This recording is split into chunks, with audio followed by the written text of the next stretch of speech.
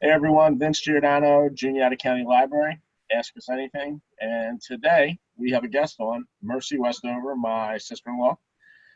Mercy's been reading a lot lately, and I wanted to talk to some different readers and hear what they're reading. So, Mercy, tell us a little bit about yourself and what you've been reading. Okay. I've been reading a different amount of books. Some nonfiction, some fiction.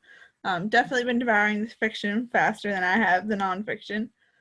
And they range from anywhere from coming of age to dealing with some harder issues in life and figuring that kind of stuff out. How did you find these books in the first place? So typically you shouldn't go and buy a book by its cover, but all these covers kind of fascinated me and the titles are really interesting. So it's typically if the book looked cool, I was like, oh, we'll read it. And I thought they were interesting topics. So, tell me about the first book you read.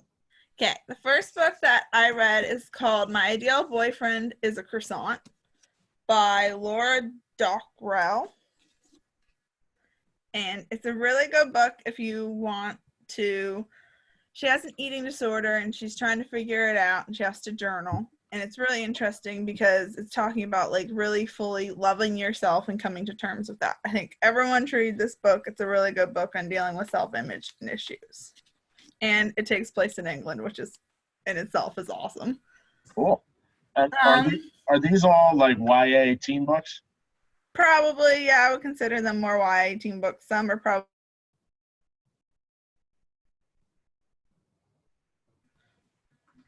Okay, cool. Second book I ended up reading was called Emergency Contact by Mary K.H. Cho. If people liked to All the Boys I've Loved series before, Jenny Hahn recommended this book. It's a really good book. It does deal with a little bit of figuring out who you are. There is one guy's a recovering alcoholic in this, so there is a little bit of that issue in there. But this girl went to college and she's trying to figure out her life, and she really came to know who she was and accepted herself. And that was really cool in itself. So that's a good book. I would recommend that to someone. Um, Third book I read was called The Art of Losing. This one does deal with addiction and alcohol, so might be for a more mature audience, but that kind of stuff fascinates me. It fascinates me to see what drove someone to an addiction and how they deal with it. And that was a really good book. Kind of wanted to cry when it finished.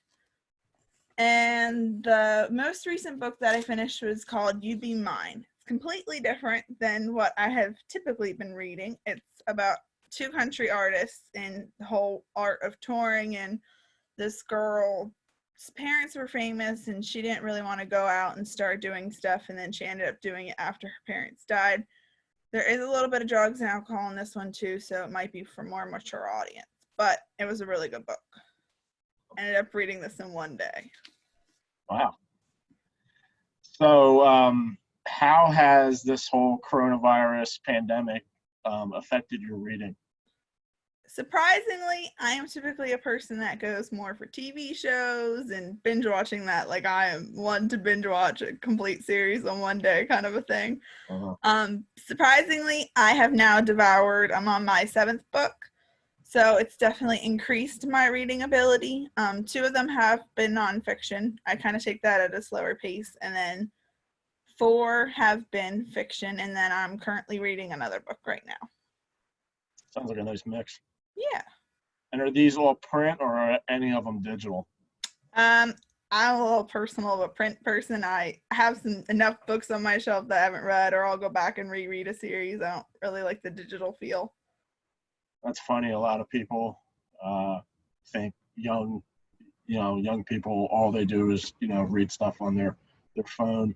But Yeah, and that is typically true. I don't like the feeling of that though. I like the smell of the book and feeling the book, and like I said, covers are what draw me in typically. So yeah, yeah, they all look like they had pretty good covers. yeah, they do.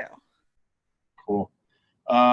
What else do you have planned that you want to read next? I'm currently reading a book called A Million Junes by Emily Henry. A little bit different as it goes into the fantasy realm. I'm typically a fantasy person too. Get a little more into dystopian. Divergent by far is my favorite series ever. Read that one 3 times to 6 times through. So this is a little more interesting as it deals with fairies and that kind of stuff. So it's really interesting to get into that. I'm not super far into it yet, so I don't think I can give a good overview of what it is about, but it's so far it's been so good. Awesome. Cool. All right. So anything else you want to share? I don't think so. There's some really good books out there. You just got to find them. And I know it can be hard to start a book, but once you hook it, you're typically hooked and you can keep going. Yeah, I find the same way. Sometimes it's easy for me to sit on the computer or sit and not read. And once I start to read, it gets easier, but sometimes it's hard just, dedicating yourself to that. Yeah, I try and dedicate myself to start first 10 pages. If you don't feel after 10 pages, then go do something else. But after 10 pages, you're typically hooked and you want to keep going. Yeah. In the past, I would do that like the first 100 pages. I was a little more, patient. But yeah, I mean, there's so many books out there. Why spend the time on a book that just isn't interesting to you? Yeah, and if I don't find a book that hooks me in, I'm okay putting it away and getting rid of it and maybe coming back to it. But I don't know. I don't want to waste my time on something that's not going to bring me joy.